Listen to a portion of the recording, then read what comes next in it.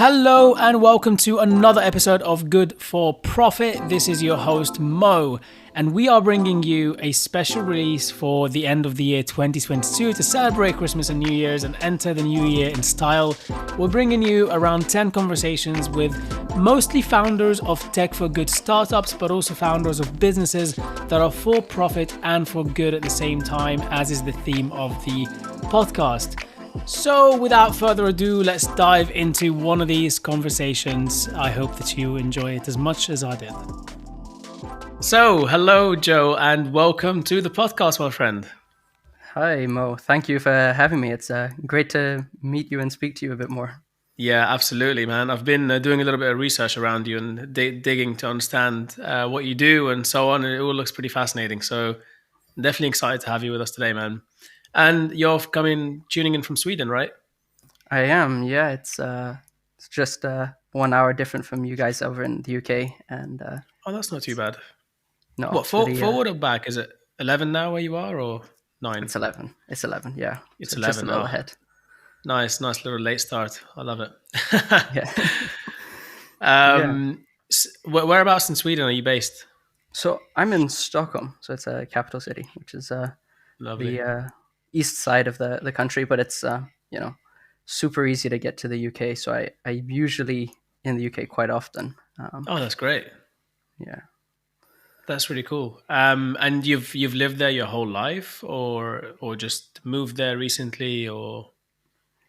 Yeah, so I was actually born in the UK. I'm British, from Bolton, and in the north, Oh, but my wow. accent didn't ever develop properly. Yeah, it doesn't. You don't sound like you're from Bolton. Yeah. So I actually grew up abroad. Okay. So I was living in Lebanon and in Cyprus for kind of 7 years each. Wow. Yeah, and then I only went to the UK when I was doing university. So I was up in Scotland, and then I met my partner, and she. And that was that. That was that, and I ended up in Sweden. Your partner was like, "We need to take a boat from. There's a little port just up the road. You can take a boat to Sweden from there. We're just gonna go and do the good old Viking route." Mm. Love it. You said Lebanon. That's really interesting. So I'm originally from Egypt. As in, yeah, I came to the UK when I was sort of very, very early teens. So yeah, does that mean you speak a little bit of Arabic, or did you not pick up on that either? Shwai. Shwai, there you go. Love it. I forgot most of it, unfortunately. I wouldn't be surprised, man. It's one of those things. If you don't use it, then it just goes away, right? I tried trying very hard to learn Spanish, and I think I've picked up like probably 20 words in the last year. So it's not even. It's very difficult when you don't use it on a daily basis to learn a new language. Is the thing I'm discovering very quickly. Yeah. So yeah. I mean, don't ask about my Swedish. It's I've been here 3 years. I wasn't planning to. Don't worry. I wasn't going to put you on the spot. Appreciate it. Yeah, because you live there right now. It's different. If you were there and you've left and you don't speak the language, fine. It's kind of like it's whatever. But if you live there at the moment and you still don't speak the language, it might be a little bit more. So yeah, I won't put you on the spot. Although now we do know that you don't speak very good Swedish. So anyway, moving on from that. You're working with a lot of impact driven stuff, and that's really the kind of the sweet spot that we're all about here. Is we believe that making profits and making an impact can go hand in hand, and there really shouldn't be a divide between the two. In a way, there's obviously room for non-profits. There's room for everything else, but there's also a massive gap, in my opinion, for profitable, impactful businesses. And it really needs to be something that grows and just becomes bigger and bigger and bigger. And it seems that this is something that you very much work in. So impact tech startups and helping founders to do better as impact driven founders within tech startups, right? Do you want to tell us a bit more about your background and sort of kind of how you got to how the passion came about, I suppose, and how you got to where you are now? Yeah, for sure. I guess it all started quite a young age. My parents were doing development work in Lebanon. So that's part of why I was over there. And so having social impact. Not just for the weather. No, not the weather or the food, but those were great things as well. Oh God, don't remind me. Yeah. So then, creating some kind of social impact was kind of taught to me from a young age. And we did a lot of work with education out there, particularly in kind of the Bekaa with the Bedouins.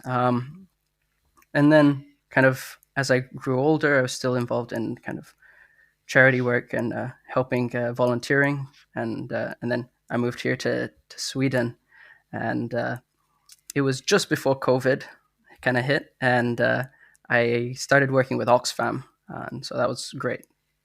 Perfect position working in creating some kind of social impact, trying to end poverty. But then Oh, COVID hit, and that was kind of the end to a lot of face to face work for a lot of people. So I was sitting there, no job in a foreign country with a language I didn't really know, wow. and a bit tough. And it brings you down a bit. I think everyone was feeling quite low at that point in time.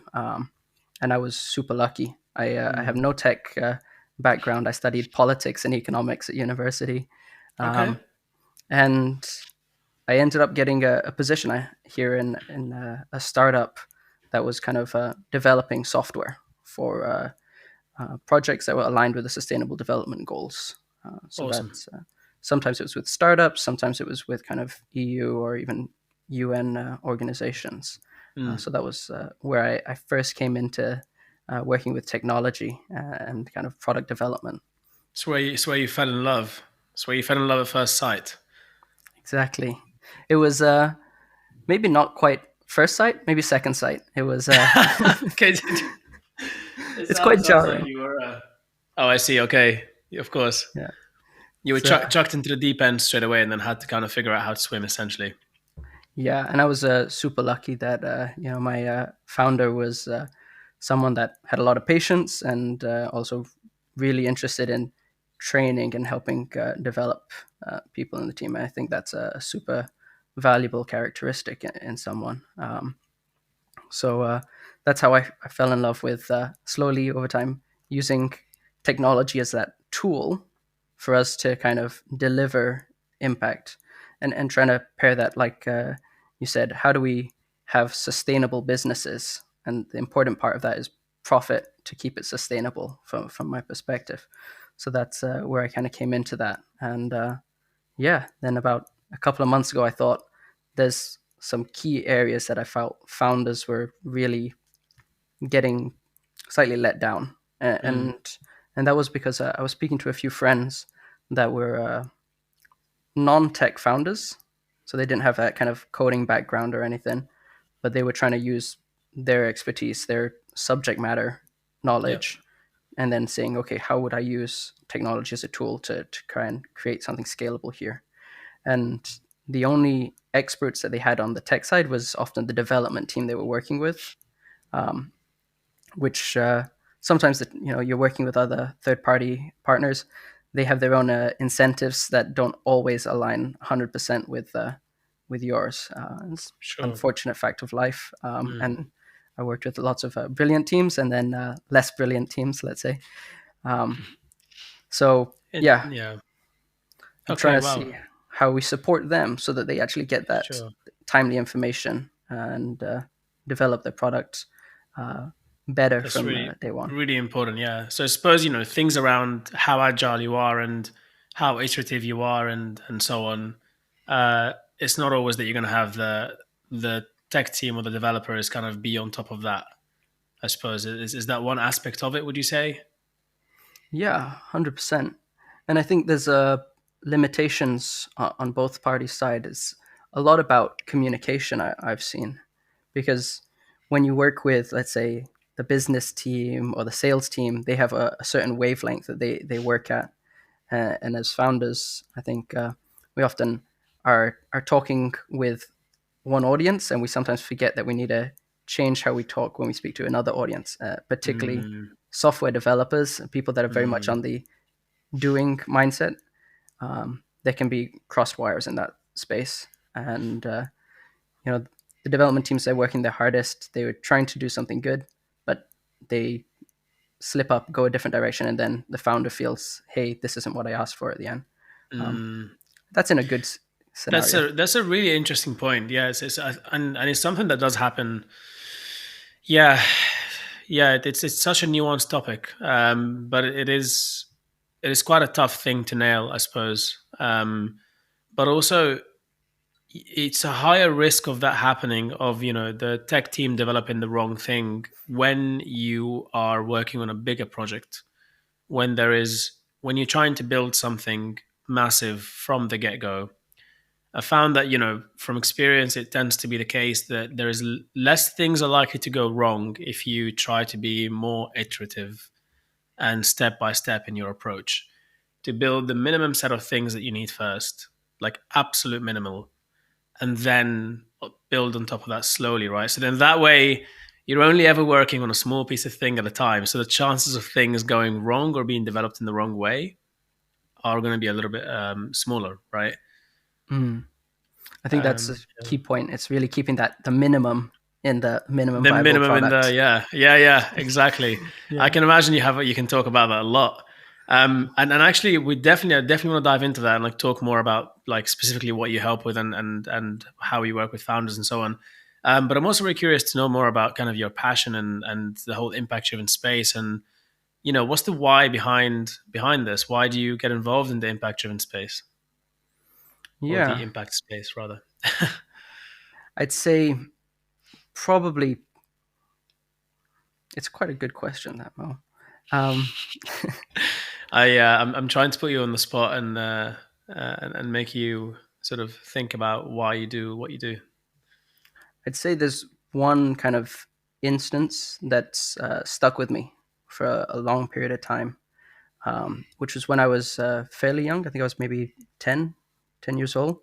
And I lived in Cyprus at the time. So maybe that's kind of a divided country with the Mm, north side of the country is occupied by Turkey, and then the south side is occupied by Cyprus still. Greece. Yeah. Yeah. Is it And the south side is Cyprus or Greece? Sorry, my geography is not the best in the world. it's Cyprus actually. Greece. Okay.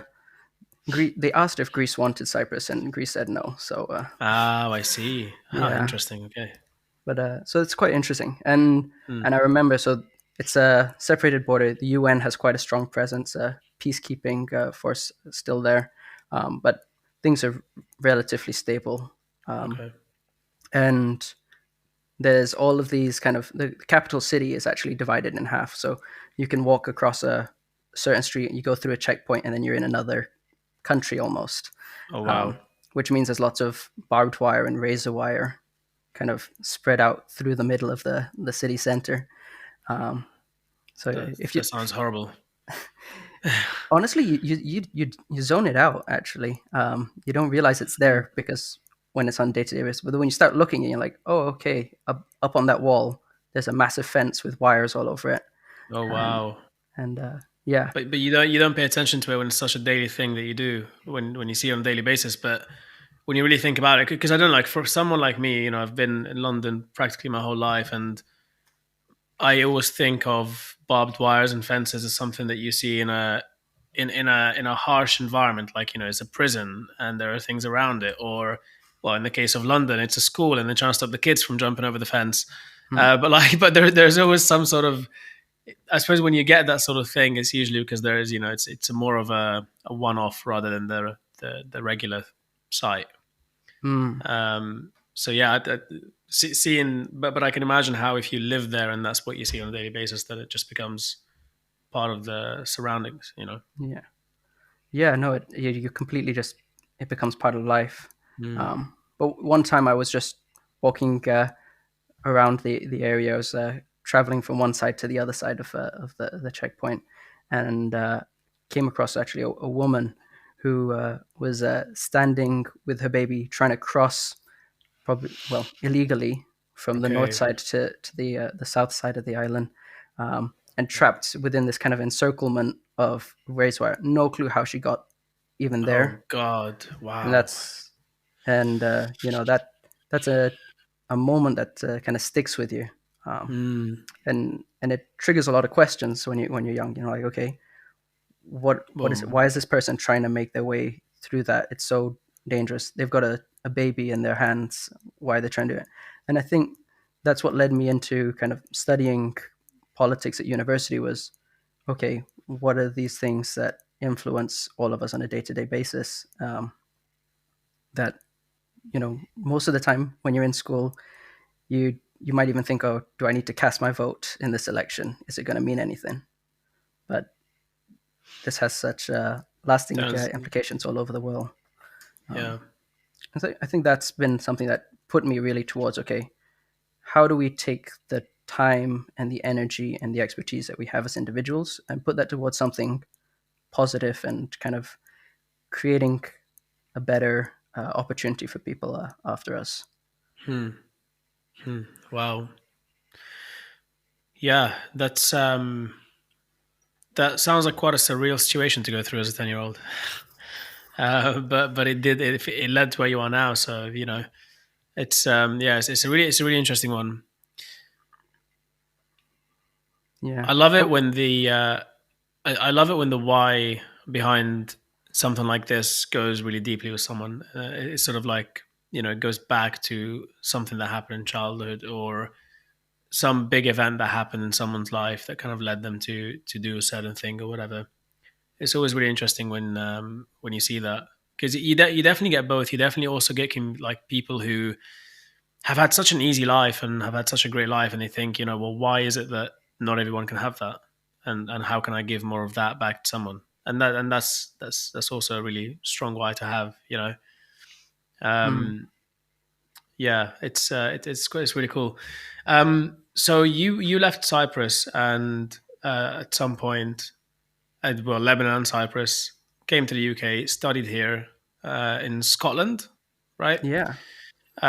Did your masters in Scotland as well, Um, or was that somewhere else?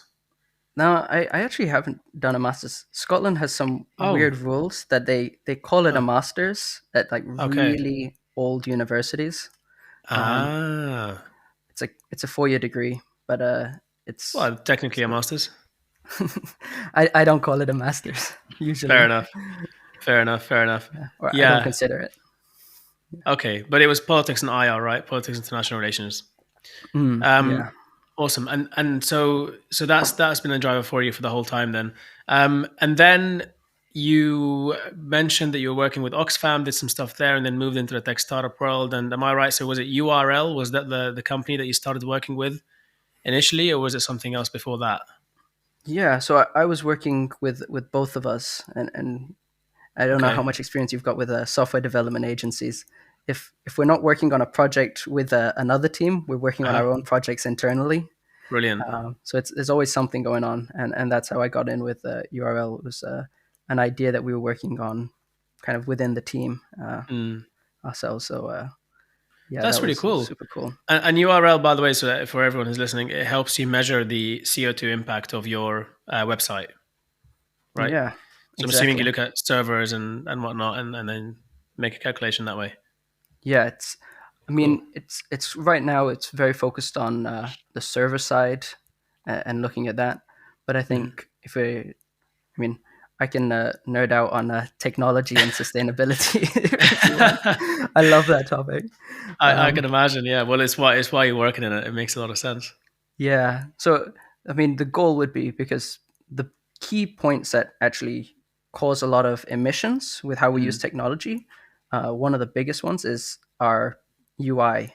So, Mm. right now we're using Riverside, I think, to We are. Yeah. show this. And from my side, it's all kind of on like a dark mode, which means based on our screens, probably the amount of energy that we have to use to show this is Hmm. quite diminished compared to if it was all in white, let's say, Huh. or using a lot of bright colors. So, one of the really simple things that a team could do to improve their emissions or reduce the emissions that their sites or app has is just thinking about, okay, what UI decisions am I making here, and Hmm. maybe I put dark mode as the default so that users get used to that and they can choose to have a higher emission light If they mode want to. if they want to. That's so interesting. So, how much does it actually make a difference? As in, is it that impactful to change that? I mean, obviously, even if it's minimal for one person, if you increase it across multiple people, you can imagine it will add up. But even with that, if you do add it up, um, do you have any numbers or any sort of like just quick frameworks in mind around actually how much it costs to have the bright screen the whole time. Yeah, so I'm quite lucky right now because I took some notes on this just recently. Love it. um, so it's dark mode. It depends also a bit on your device, Uh-huh. but so it's ELED, I think it is, Okay. the which means it lights up each pixel individually Yep. on your screen. On those kind of devices, which I think most laptops and phones are actually going towards right now, it saves 43% on energy consumption No just going from way. dark mode. So that means your battery can last 43% longer. Yeah, on average. That's insane. Wow. Yeah, Okay, well that's a really nice practical takeaway. I think I'm going to switch everything to dark mode now. Not only to save power, but also to stop my battery running out so often, and and have to recharge everything. One of the banes in my life are wires. One of the banes in my life have always been wires. I hate wires. I would love if we could live a life without wires. They're everywhere. Everything is connected with wires, and I'd love it if it weren't. So the less I have to use wires, the better. for sure. Yeah, I am always trying to find a way to have less wires around me, Right? but I'm not particularly good at it, I remember when I as you was can at. see.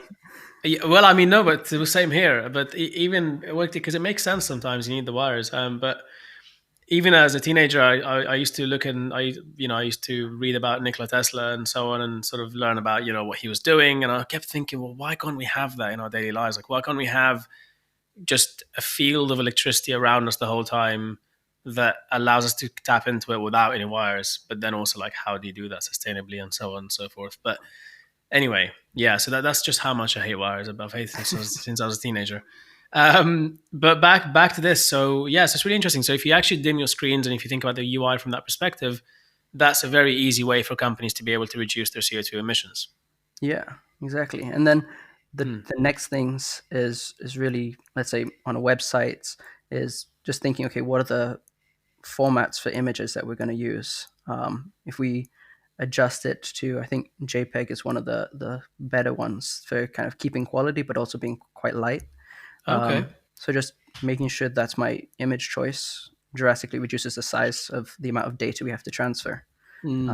And so then there's all these small things that some great teams are working on that make everything lighter. And the big advantage is when you make it lighter, it's not just great sustainably, but actually it means the page loads faster. And that's one of Yep. the big things you're thinking about when you're trying to improve SEO, improve the amount of time a user spends on your site, is it needs to be fast. So Absolutely. you can get both sides of it when you think about that aspect. Yeah, definitely hitting two birds with one stone. It's crazy how you don't really think about these things. You don't think about how much of an impact these little things make. But yeah, it makes a lot of sense. I do find though that using dark mode for me can be a little bit not as easy. I think it's just habit, but my habit right now is to use more light mode stuff, and so I find that I feel like I need to adjust a little bit to use dark mode. Mm. Did you come across that as well? Like, is it natural to kind of feel like that, or is it? I don't know. Is it just what we're used to, I suppose, or is that something that we actually just innately prefer the lighter, more bright things? I think there's two ways to look at this from my perspective. So there's the one side that I like to use, which is I feel a bit more like Batman or high tech when I go in dark mode, and I think about it from that perspective. Um, That's a great incentive. so that's one incentive for me as personally, but also I think this is where the design team needs to be quite smart. Is if you have, let's say, on from colors, if you use pure black, that's actually quite straining on the eyes. So you Mm, need to actually soften it a little bit from that, and it needs to be kind of more like a really dark gray, really, or a really dark blue. So then, yeah, it's okay. dark, but it's not pitch black, because pitch black, yeah, it really strains my eyes, and I get Okay. quite Wow. finicky about things like that when I see it on a site. Yeah. Yeah. Of course, I can imagine. So this is all part of what you did as an agency, right? So both of us, this is all stuff that you'd help companies with from a software development perspective.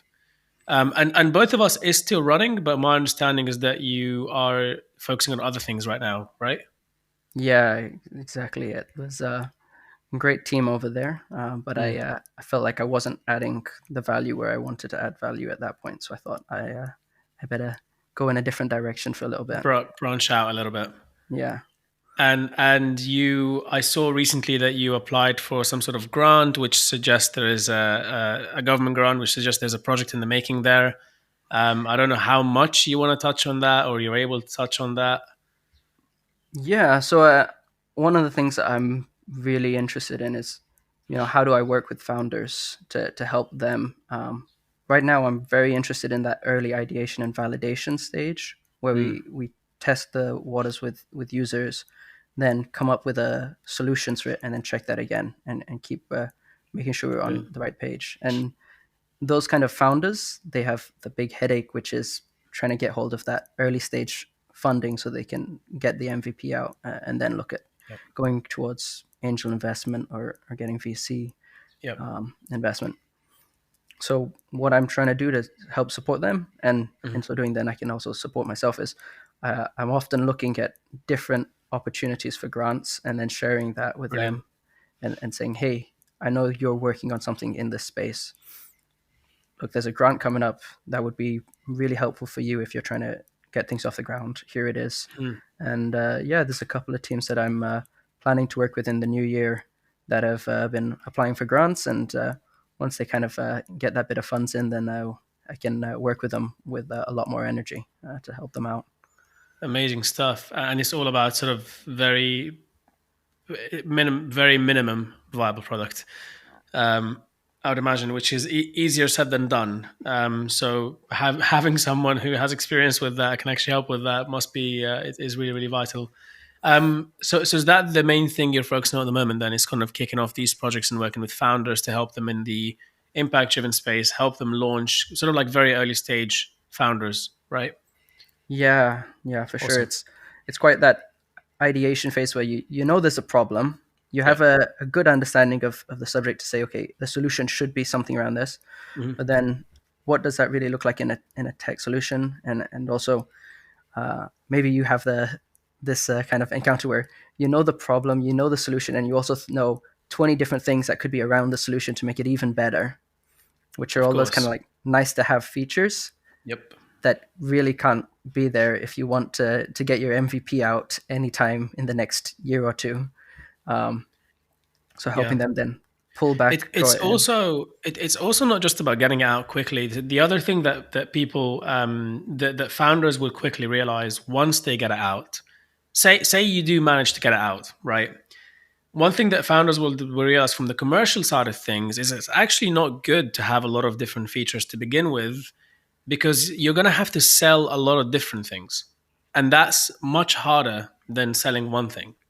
So if you have a product that does X really well and X is only just one thing really well, you can create decks around that. You can create marketing materials. You can create sales materials. You can go and pitch it to people. It's much easier to be like, look, this is what we do. And it's easier to identify if a customer has that problem or not, or a potential customer, and to know whether you should be spending more time with them.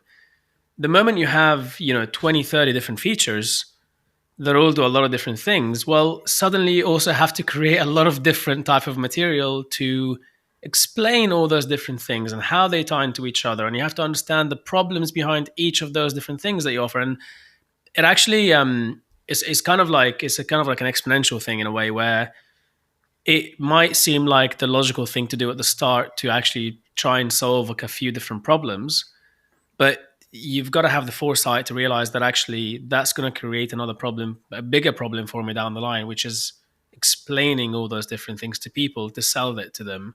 And when you're selling stuff to people, from my experience, the simpler, the more straightforward, the better and the easier it is to sell things. Mm. So yeah, because I've definitely come across that problem a couple of times in the past where we think, oh, but people definitely are gonna want that feature. Let's build that as well. And then down the line, you're just like, well, what does your product do exactly? And it's like, well, it does this, this, and this. And it's like, well, I don't really care about that and that. I just want this thing here. And also, I'm not sure how you solve that better than someone else out there, for example. So it's kind of like, what is the point of developing more features just to try and do more when you could excel at one specific thing, right? Mm. I think the sales part is really important, like you said as well, because my experience is much more in the product side and Mm, developing with the team. And so I always think about it as it's going to take us more time. There's more bugs that are going to come up. It's going to cost more money then to fix the bugs and to develop more features. But I think, yeah, like you said, how do you actually package that in a way that it's easily digestible for the user to say, yep. oh, okay, I want to get on board with this is super important. Absolutely, and it's also identifying your initial customer, or kind of building out your ideal customer profile. That's a nice mug, by the way. Uh, Thanks. It's got little I love whales. big mugs. Sorry. It's got some whales on it. Oh, So those whales. Oh, cool. I was more thinking about the design. It's a very Swedish design. Um, it's the kind of thing where you go to like a specific place in the UK to get that kind of thing. But I feel like in Sweden you probably get that everywhere. Maybe, I don't know. I'll have a look for it when I'm next heading over for you. Ah, thanks, man.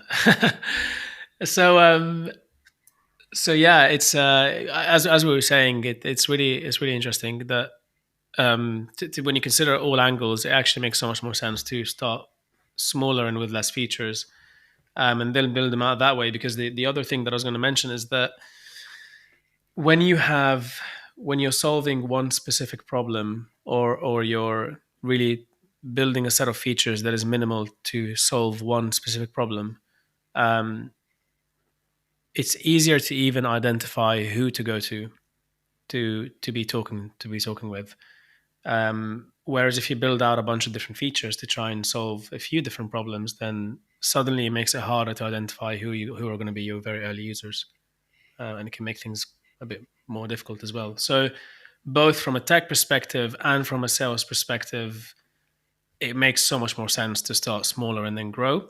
But there are a couple of caveats here. Maybe I'd want to dive into a little bit more, though, and get your opinion on this. I mean, what do you think? Do you think this methodology of kind of iterative stuff applies to to software startups, as well as to hardware, as well as to, within software? Does it also apply to marketplaces? Does it apply to social media apps, for example? I don't know. It's like, is this the kind of methodology that actually works in every single case in your experience, or do you find that there are some cases where you do kind of need to go and actually develop like a much more profound thing before entering the market? Hmm. I think that's a really important question because I was just thinking about that over the last few days as well. Is okay. I mean, I learned agile going with mostly Scrum, Mm, and it's quite good. But is it always, it's not a silver bullet. Um, so it needs to be used judiciously. And the same with taking an iterative approach. I think it's how small are the iterations is the hard part. And so what do we call it? So software is really easy to do even very small iterations, and follow that. And I think, like you said, if you can take a really small and achievable chunk of content that you can still get done with minimal kind of hurdles that could appear in the way, that's great, and it still adds value to the user. Then keep it smaller. Um, but I think when it comes to other products, particularly like hardware, then because you've got so much prototyping in that, and actually having to build molds of what's the new features coming in, the iterations might be a bit bigger in that because just the sheer work and hardware is mm, hard. mhm. Really. I mean, no pun intended. No, not at all. I mean, I know a few guys working in the hardware space that are just struggling to even find people to work on it. So if you're somebody that's listening and is like, what do I want to go into? Hardware is really in demand right now. From a So dev perspective, yeah, okay, like engineering side of things, yeah, actually being, yeah. hardware engineers, no one can find them. Hmm. I mean, well, it's a very different skill set, and it would need to be. I suppose it also depends on what hardware you're building, right? Because it's different kinds of engineers will be needed, I'd imagine, for that. Yeah, I think if you've got a bit of electrical engineering and a little bit of software, then that helps. And kind of, Mechatronics, is that the one? it might be the one. Yeah, Is that there's the? so many names these days. There are so many names. I know that it's a really popular. So mechatronics is an interdisciplinary branch of engineering that focuses on the integration of mechanical, electrical, and electronic engineering systems. Um, Sounds right. yeah, multidisciplinary that refers to the skill sets needed in the contemporary advanced automated manufacturing industry. Oh, I see. Okay, so it's a bit more specific. But it sounds like mechatronics would give you kind of like a universal amount of knowledge that would be needed for whatever's thrown your way, kind of thing. Because Yeah, it involves computations, it involves mechanics, electronics, involves quite a lot of different things. one of the things I've seen with software developers working with them is they're, I mean, they're solution people. So Mm, if even if it's a problem that they're not trained in at like university or some kind of formal education, they'll go, they do research and they're really good at learning new problem things. So solvers. problem solvers. So they might be quite good in the software and a little bit of experience in the hardware side, and they can take time and they will learn and come up with something. Um, Yeah, and I absolutely love working with those kinds of people. People who love to tinker and find a solution. People who don't necessarily say, oh, I can't do that, or we can't do that. It's like, well, no, let's go and figure out how to do that in a way that achieves whatever we want to do. And it could be scrappy. It doesn't matter if it's scrappy, but we can figure out how, right? And I find that it's really fun to work with people like that because like it just kind of opens up a world of opportunities out there. You feel like you can practically work on whatever and get whatever you want done in a way. So it's pretty awesome. yeah, those are super people to work with. Absolutely, man. I saw this LinkedIn post recently of a person. I think I may have mentioned this. I don't know if I mentioned this in the previous episode we were recording or not, but hey, listeners might hear this story twice. So it was a post where you had someone is trying to create a watering system for their little kind of like block, like sort of like 5 meter by 5 meter little plot of land, and they've got some plants growing there, and they want to create a watering system for it, like a sort of a thing that swings around. And so it's a very MVP approach. What they did is they got a hose, they attached it to one of those fans that just turn and switch the fan on with the hose, and and the hose worked to just water everything. And it's sort of like a really crappy system, but it does the job in a very minimal way and achieves like 80% of the thing. And it was just a perfect example of how to go about building an MVP, even in the hardware space, where if you can just show what it will do, and in a very minimal way, in a very cheap way, then you can be like, well, look, if we get the extra funding, we can then make this more elaborate by doing X, Y, and Z. But then at least you've shown the use case.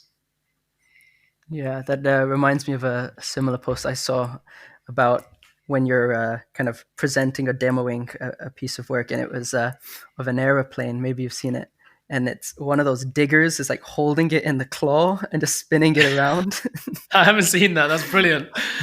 Oh That's wow, it's yeah, like, yeah, this is flying for sure. that's definitely not flying. Yeah, it's balanced. Hey, it's not swinging to one side, right? Yeah. That is brilliant. Really interesting stuff, man. And I'd be curious to understand more around, when you go and work within the impact space. You obviously enjoy this stuff, and I suspect that some of the things that you've done have been around more around kind of CO2 emissions and reaching net zero and stuff like that. Did you kind of choose that specifically as a goal that you want to work toward, or because there's so many impact areas out there? You could go into reducing poverty. You could go into reducing CO2 emissions. You could go into the water sanitation problem around the world. Like there's a lot of different things. Nuclear, right? Even is something that we don't research enough around, but it's starting to pick up now. Um, did you choose the area to go into by kind of like with paper and pen sort of thing and think about where do I want to go? Or did you just kind of like go to where your heart went and just kind of landed into it? I think there's a bit of both because Mm, if it was just my heart, I would be more in the social impact side and less on the environmental and sustainable side. okay, And I know it's that's important, interesting.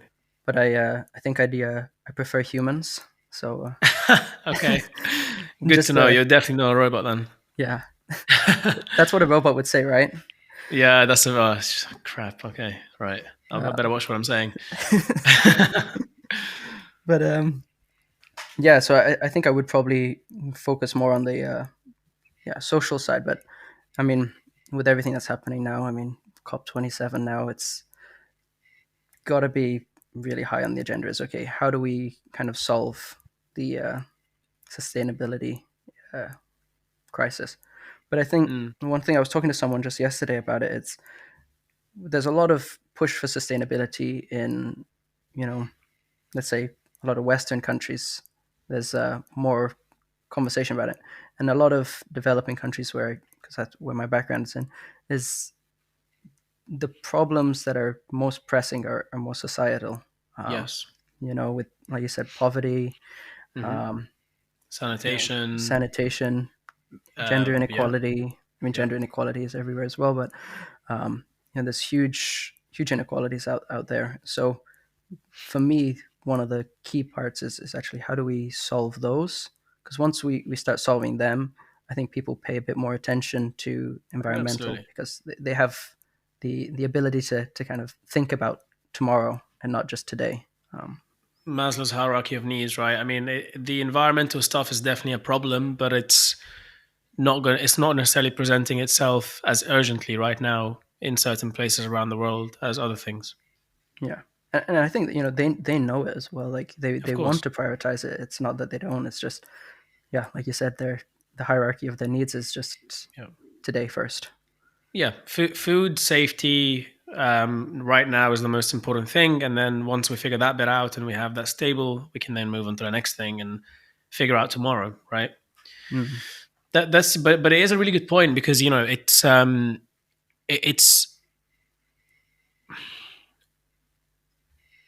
and I don't know whether this something people may disagree with this, but I think you've got to look at things realistically and really try to assess the situation accurately so that we can make the best decisions.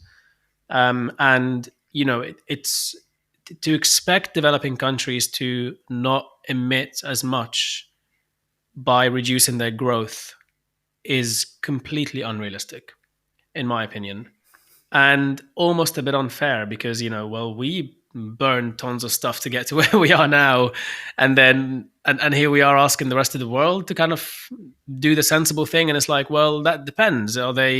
Is it as easy to do the sensible thing, or is it harder? Because if it's harder, then we don't really have it's not that it's unfair, but it's that the world is incentivized by growth. The economy, it runs a lot of things, and if the incentive to be on the global stage as a country is to grow and to make sure that everybody lives well and to make sure there's more GDP and so on, you're going to do your best to do that, right? And you're going to do that best thing for your people if you're a leader of that country. And so to expect people to not do that is not really the sensible thing to do, in my opinion. But to enable them to do that with in better ways than we did, that sounds to me like the more sensible thing to do. I don't know, what are your thoughts around that?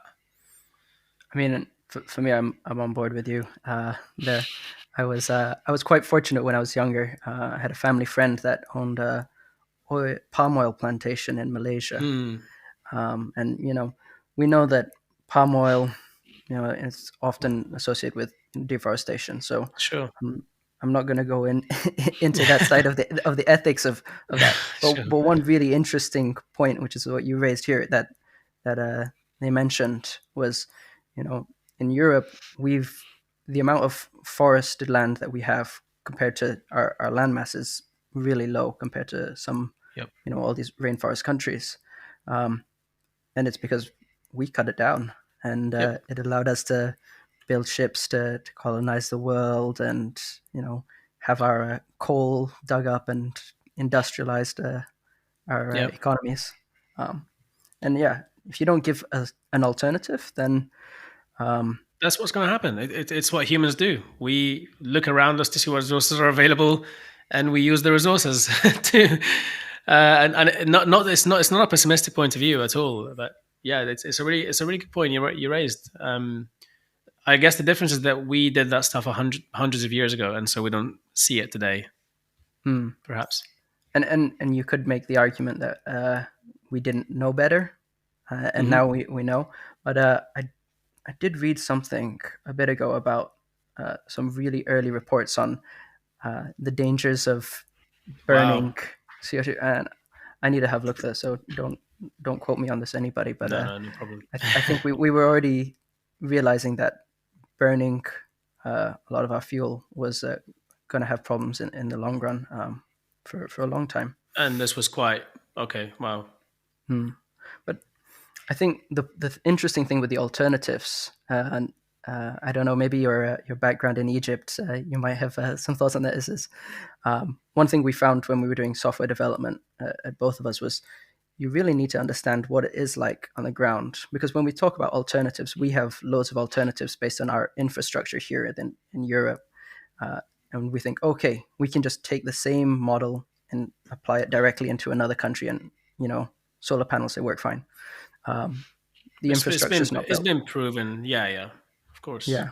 So It's been proven. It's even like when you're designing. So to bring it maybe to bring it to an example that's maybe a little bit closer to home for people listening is that when the council decides to do a project for a local something in your borough, um, they if it was a top down approach, which is what used to happen more so, is that the council would say, "Oh, we're going to build a park here," and they would just go and build a park there.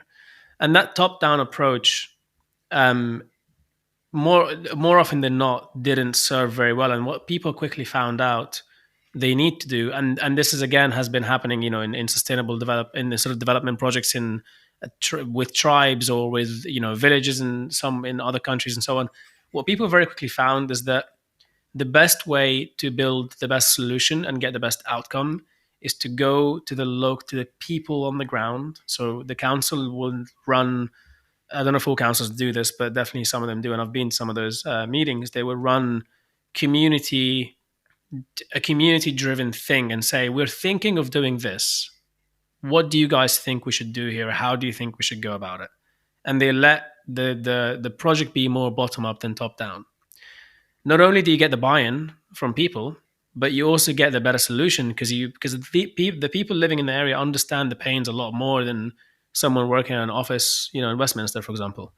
And it's a similar concept here, where if you go on the ground to people living in that country and you work with them directly to help them do whatever it is that you're trying to accomplish, they will give you the better solution than we will, and they'll help you uncover a lot of different problems that we may not think about.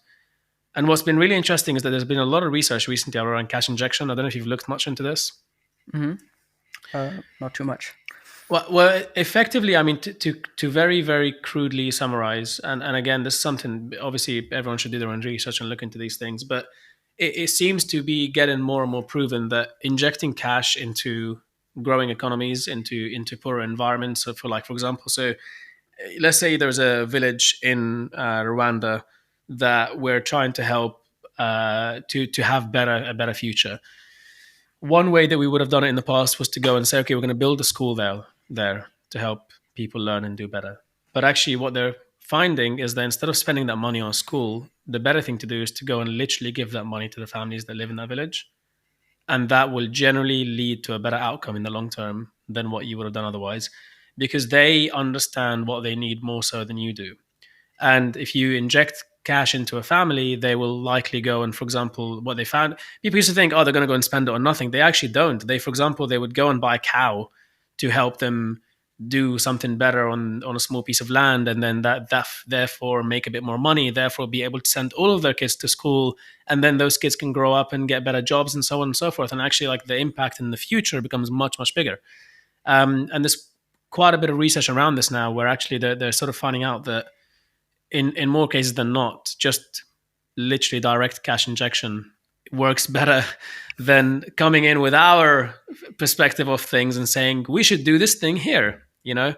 And so tying it back to this in a way, it's a really interesting point you mentioned, because it will be very hard for us to really understand the problems that are happening there on the ground without directly working with people on the ground, you know.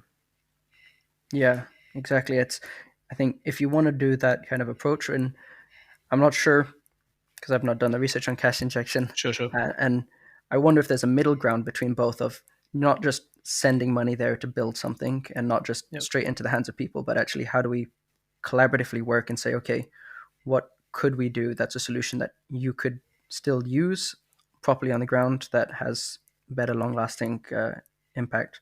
Because also, Yeah. I think the reason a lot of people get nervous about giving money straight into people's hands is what if it goes missing or just Oh well, something could you'd need. I mean, awry. yeah, you'd. I would go and give the money directly to a family. I wouldn't give it to the government to give to the family, if that makes sense, isn't it? I wouldn't give it to an association to give it to the family. I would just go and give it to the family, if that. If yeah, so. But that's in this case, I suppose. Like, when you're thinking about tech startups and so on, it's probably a little bit different, because if you're just very quickly, if you're a founder and you want to solve a problem, um, if you just give that founder money, well, that founder still doesn't understand the problem very well. So, like, this example doesn't necessarily apply in this case. They probably could still do with the help to figure out what to build, rather than just go and have a crack. Yeah. I mean, it comes back to, like we said earlier, it's all about validating and keeping that MVP focused on the end user, Yes. doesn't it? It's Yeah. Absolutely, man. So where to from here for you? I mean, this is you're really excited to be working with startups, and you've got these projects coming up and so on.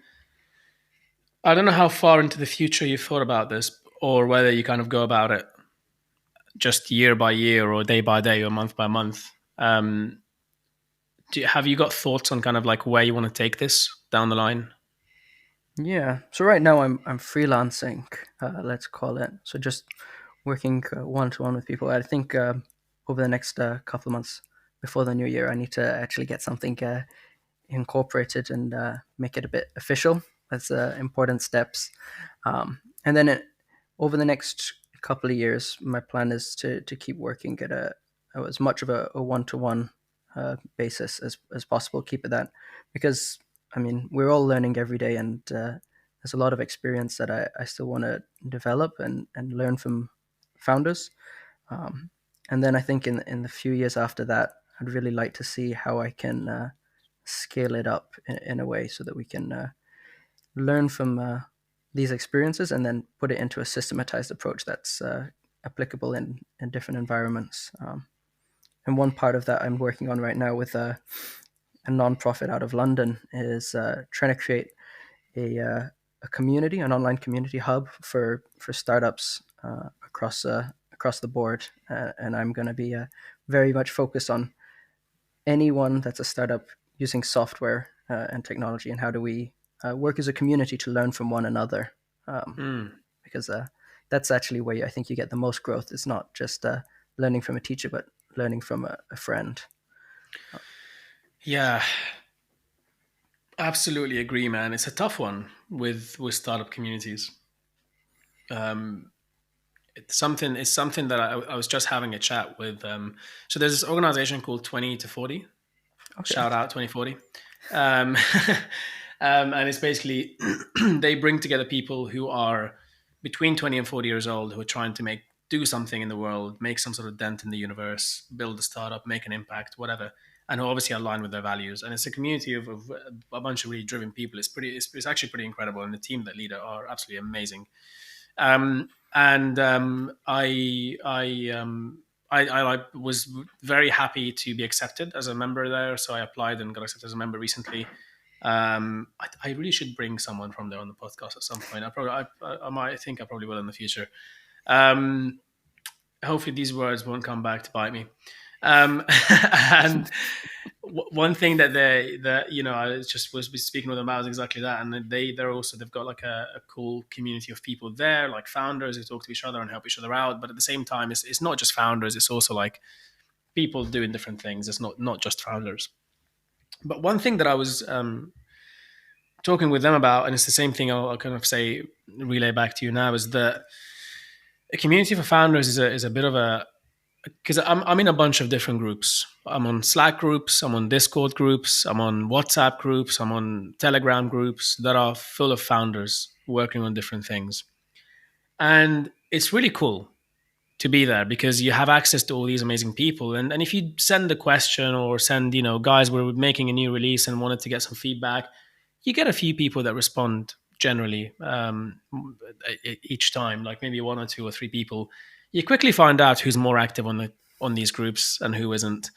But the other thing is that founders are very busy generally, and Mm. I'm just kind of giving this to you from my first hand experience because maybe hopefully it will help with what you guys are doing. But founders are usually quite busy, and for them, and so to expect them to go and check all of those things regularly can be quite hard. So there's something around that. I don't know what it is that can be done. The other thing is that if you're in a group with a lot of different founders, and I know this sounds, ultimately it is a free market, and ultimately there is competition out there. And I am a huge believer in collaboration. I would rather collaborate with a competitor and both of us win and serve the market better than to just purely compete in a way, especially in the early stages, especially when you're still a small startup.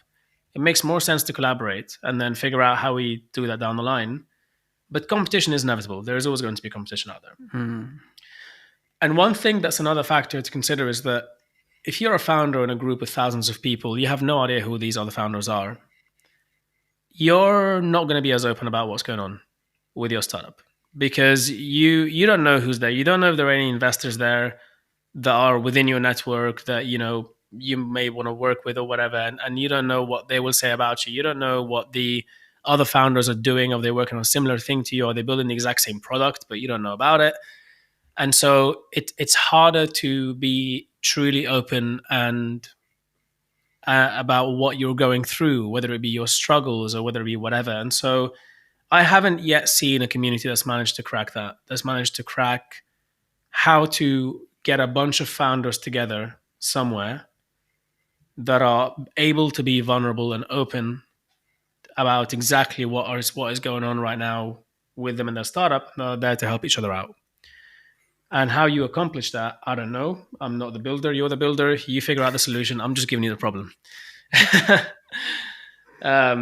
But yeah, I just thought that might be something useful for you. And Yeah, of course, the other people may have had different experiences to me, but yeah, yeah. I think it's a weird road that founders go through with all of that. I mean, I think the biggest part is founders want some, especially at the early stage, you want some kind of community because it's lonely very. and you're Yep. you're on your own. But then, yeah, you also can't.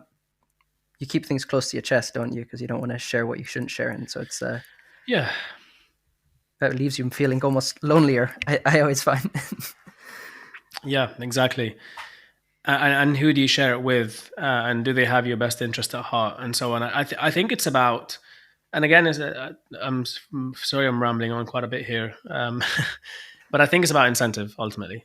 I think a lot of these things are ultimately is driven by incentive. And it's the same thing with the impact space, so like what incentive do you give people? And ultimately people will kind of work with those incentives. So I think that part of the solution here could be around the incentive. You've got to make it Hmm. really compelling, and there's got to be a really good reason as to why everyone should be open and honest and vulnerable and be kind to each other and so on and so forth. And if you can build that into the system, then I suppose that could be um, one way to do it. But hey, um, but I'm really excited to hear about that, man. Tell me as soon as it's ready. I will happily be one of your early users. We can I'll give you all my feedback openly and honestly. I would really appreciate that for sure because I think like you said, it's when you talk to the users, then they give you the real problems they're facing, and then that's the only way you solve it. So I really greatly appreciate that. Yeah, it's one thing I've also learned is to just be brutally honest and don't be afraid of being a bit mean when it comes to giving feedback to founders. Yeah. Do you find that from your experience people tend to be nice and be like, oh, that looks really cool, but not actually give you feedback? I find myself sometimes doing that, thinking like, oh, that's a really great idea, and then I think about it a little bit more, and I think, um, how would we do that, and take a half step back. Mm. Um, I think a lot of people have a natural inclination to try and not tear each other down, um, but we need a Which little is bit a of a step good back. thing, but yeah. Yeah, you need to know who to talk to, right? Um, and I think having those people in your life that will question you and push you to think a bit harder is the only way that yeah, you kind of grow. Yeah, absolutely. Absolutely. Well, I think that is as good a place as ever to end it on finding the right people to talk to that can help you grow. I think that's a good message we can take away here. And man, it's been really fun talking with you, and I'm hoping that we'll carry on the conversation at some point again in the future. Um, so yeah, I'm sure we'll carry on offline, but we'll also have you back because the stuff that you're working on is something that's very close and dear to me as well. For sure, Um, Mo. before we close it off and go, if there are founders out there or people out there with ideas that want to start companies and they don't know where to go, they're not sure about the tech and how to be iterative and so on, and they want to get in touch with you, what is the best way to do that? And also, do you have anything that you want to? Do you have anything that you want to kind of promote that you're working on right now? I think that's perfect where we're at. Best place to find me is always LinkedIn. I'm on there, and always happy to connect with people doing awesome stuff. So just drop me a message there. Awesome, man. Well, that's what we'll do then. If you don't mind, we'll leave your LinkedIn in the description, so if people want to get in touch with you, they can find you there. And yeah, onward and upward, my friend. I'm sure I'll see you again soon. Yeah, we'll speak soon, and thank you very much, Mo, for having me here. It's been a pleasure to speak to you as well. Thank you so much, man. Absolutely, pleasure was all mine, Joel. Have a beautiful day in Sweden, my friend. Enjoy the good weather. Likewise, enjoy London. Speak soon. Thanks. We hope that you liked the episode. This podcast was sponsored by QFind, a hiring platform that matches candidates with jobs and employers based on many factors that ensure longer term alignment. It goes way beyond package and salaries and takes into account much more than that to ensure a happy working environment for everybody. To find out more about this podcast and to see further releases, we'll be announcing them at the @qfinds.io Instagram page, as well as on the qfinds.io website, as well as from my own personal Instagram page and my own personal LinkedIn. All information you need that we spoke about in the podcast or this information mentioned here will be mentioned below in the description. So take a look, visit those links, and if you like anything or want to get in touch, please do. And lastly, stay tuned for more. Have an amazing week ahead of you.